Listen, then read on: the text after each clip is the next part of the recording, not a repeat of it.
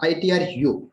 Sir ITRU क्या है, ITRU क्यों लाया गया, और ITRU के थ्रू हम क्या क्या कर सकते हैं, कौन से रिटर्न हम अपडेट कर सकते हैं, आज ये सभी जानकारी आपको इस वीडियो के अंदर मिलने वाली है।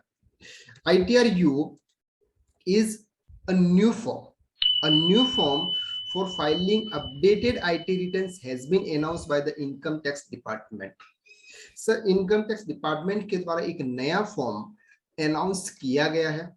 In this form, taxpayer should provide the reason for filing and the portion of incomes to be allowed for taxation purpose। Sir आपको जो भी प्रीवियस रिटर्न फाइल किए हो उसमें अगर आपको कुछ अपडेट करना है तो वो अपडेशन के रीजंस आपको देने होंगे यहाँ पर कि आपको ये रिटर्न क्यों फाइल करना है, और साथ में नया टैक्सेशन यानी कि गवर्नमेंट को जिसमें बेनिफिट हो सके वो इनकम आप उसमें ऐड कर सकते हैं, तो वो अलाउड आपको इस इनकम टैक्स के रिटर्न के अंदर किया जाएगा। ITR use the new form and taxpayer can use it to file updated income tax return for the financial year 1920 and 2021। Sir ये जो रिटर्न है ये आपको अपडेटेड रिटर्न्स कहा गया। ITRU को क्या कहा गया सर, अपडेटेड रिटर्न कहा गया।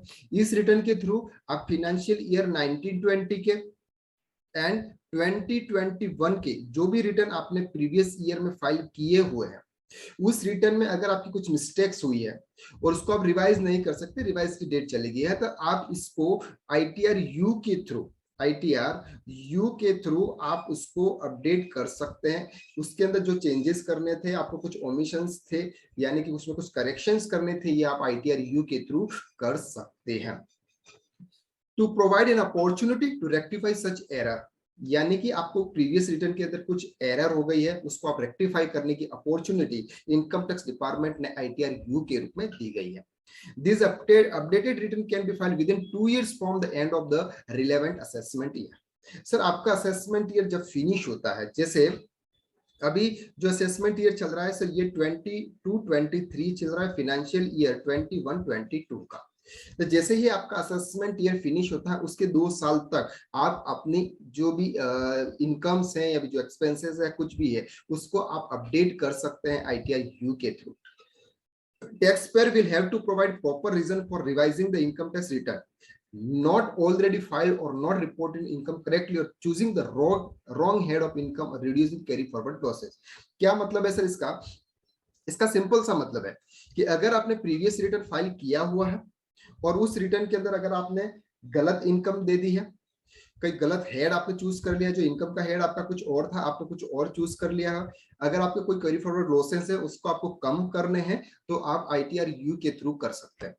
और दूसरी सबसे अच्छी चीज यहाँ पर यह है कि अगर आपने 1920-2021 के इनकम टैक्स रिटर्न फाइल करना भूल गए या किसी रीजन की वजह से अगर आप फाइल नहीं कर पाए हैं तो आप ITRU के थ्रू आप ये रिटर्न भी नए फाइल कर सकते हैं सर। उसके अंदर जो भी डिटेल्स है आपकी इनकम्स की वो आप प्रोवाइड कर सकते हैं ITRU के थ्रू। लिमिटेशन क्या है सर इसकी, there is a limitation as well, the taxpayer can file only one updated return as per the assessment year. Sir अगर आप एक अपडेटेड रिटर्न एक साल में एक ही बार फाइल कर सकते हैं, जिस तरह से ITR है, जिस तरह से ITR सर ये ITR आप जैसे ITR 1 है ये साल में आपको एक ही बार फाइल करना होता, इसी तरह से आप अपडेटेड रिटर्न्स भी साल में एक ही बार फाइल कर सकते हैं नेक्स्ट असेसमेंट में। अब यहाँ पर समझते हैं sir what is ITRU। Updated returns type of return of income under section 139(8)(a for the following tax 96 to be filed using ITRU the following taxpayer to। अब ये रिटर्न किसके लिए है सर, सबसे पहले file returns of income not filed earlier.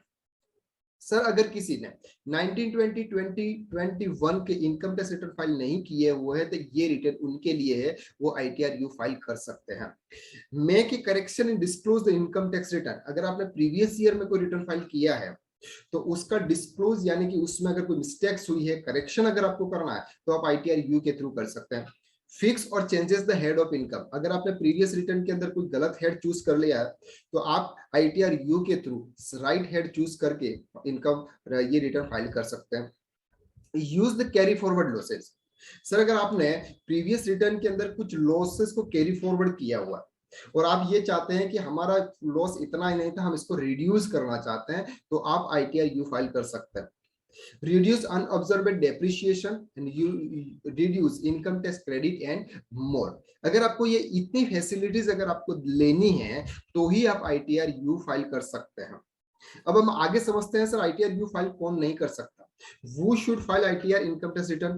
Any taxpayer can file updated returns whether the submitted is original, revised and delayed return for the income or not। यानी कि आपने प्रीवियस में रिटर्न फाइल किया हुआ है या नहीं किया हुआ है, अगर किया हुआ है तो भी आप अपडेट कर सकते हैं, नहीं किया हुआ है तो आप ITR यू फाइल कर सकते हैं। When did the provisions become effective?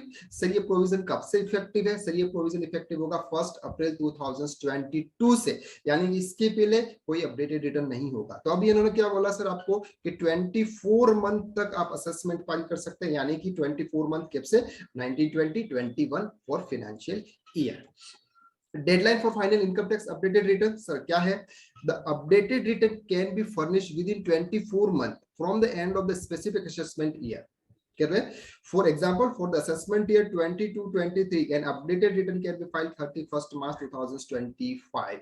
Sir यहाँ पे जैसे 22-23 की बात कर रहे हैं तो उसका जो असेसमेंट ईयर होगा सर 23-24 होगा और 24-25 होगा, यानी कि मार्च 25 तक आप उस रिटर्न को अपडेट कर सकते हैं, आप उस रिटर्न को अपडेट कर सकते हैं। तो ये उसकी एक डेडलाइन है इनकम टैक्स रिटर्न अपडेट करने की। सर अब हम समझते हैं कि कांट सबमिट अपडेटेड रिटर्न्स। अब कौन सर अपडेटेड रिटर्न सबमिट नहीं कर सकता, यानी कि फाइल नहीं कर सकता? सबसे पहला चीज, the updated return is return for the losses.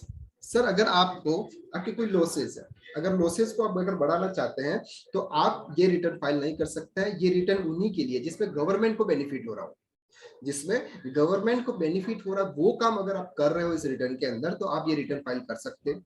यहाँ पर अगर आपके ऑलरेडी लॉस है, उस लॉस को और आप बढ़ाना चाहते हो तो फिर आप ये रिटर्न फाइल नहीं कर सकते। अगर लॉस को रिड्यूस करना चाहते हो तो आप ये रिटर्न फाइल कर सकते हैं।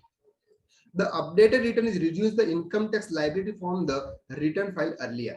सर अगर आप इनकम टैक्स लाइबिलिटी अगर कम करना चाहते हैं, जैसे प्रीवियस रिटर्न के अंदर अगर आपने फाइल किया था आपकी इनकम टैक्स लाइबिलिटी यानी कि tax payable for example 12,500 rupees आ रहा था, लेकिन अब क्या कर रहे हैं सर, आप इसको रिड्यूस करना चाहते हैं, आप कोई इन्वेस्टमेंट दिखाना चाहते हैं या अपनी इनकम्स को कम करना चाहते हैं, तो आप ये काम इस ITR यू के थ्रू नहीं कर सकते। क्यों? क्योंकि इसमें गवर्नमेंट को बेनिफिट नहीं हो रहा है।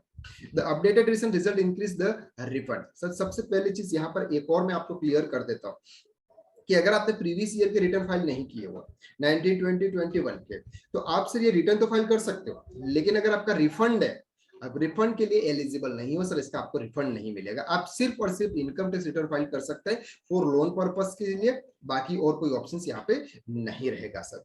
The search has been started section 132 और बुक्स ऑफ अकाउंट और any other document call for section 132A। अब ये जो लोग हैं ये ITR यू फाइल नहीं कर सकते। तो यहाँ पर एक सिंपल सा लॉजिक है सर कि आप ITR यू कौन फाइल नहीं कर सकता? ITR यू वो फाइल नहीं कर सकता जिसमें गवर्नमेंट को लॉस हो रहा होगा। How to calculate income tax updated return be a simple process. Sir अगर आप इनकम टैक्स रिटर्न फाइल कर रहे हैं ITR यू तो आपको एडिशनल टैक्स देना पड़ता है सर, और उस एडिशनल टैक्स का कैलकुलेशन कैसे करता है? Section 140B of income tax 1961 provide the procedure to calculate income tax on updated return. Updated return जब भी फाइल करते हैं आपको एडिशनल टैक्स देना होता है। क्या है सर? सबसे पहले सर आप जो भी रिटर्न फाइल करेंगे उसमें अगर आपका पेबल है, यानी कि जो आपकी इनकम है वो इनकम एग्जाम्पशन लिमिट से ज्यादा है, तो आपका टैक्स क्या हो जाएगा सर? पेबल। तो पेबल टैक्स होगा। अब आप लेट फाइल कर रहे हो सर, आप रिटर्न लेट फाइल कर रहे हो तो सेक्शन 234A की इस तरह से आपको इंटरेस्ट पे करना पड़ेगा, तो साथ में आपको यहाँ पे इंटरेस्ट है। Payable fees for non filing income tax पे नहीं सर, आपको अगर लेट फीस यहाँ पर लग रही हो तो वो आपको यहाँ पे देनी होगी, plus payable amount of additional tax for taking benefit section 139(8)A। Sir आपको साथ में एडिशनल टैक्स भी पे करना है। क्या पे करना है सर? एडिशनल टैक्स भी पे करना है। वो एडिशनल टैक्स कैसे है ये मैं अभी आपको क्लियर कर देता हूं सर। तो टोटल इनकम टैक्स लाइबिलिटी आपको इस तरह से, इनकम टैक्स लाइबिलिटी अगर आप अपडेटेड रिटर्न के थ्रू जाते हैं तो आपको ये वाला टैक्स पे करना है। और total income tax liability from एबो यानी कि ऊपर, और आपका जो TDS and advance tax will किया हुआ वो आपका माइनस हो जाएगा, तो नेट टैक्स लाइबिलिटी आ जाएगी अंडर सेक्शन 140B के हिसाब से।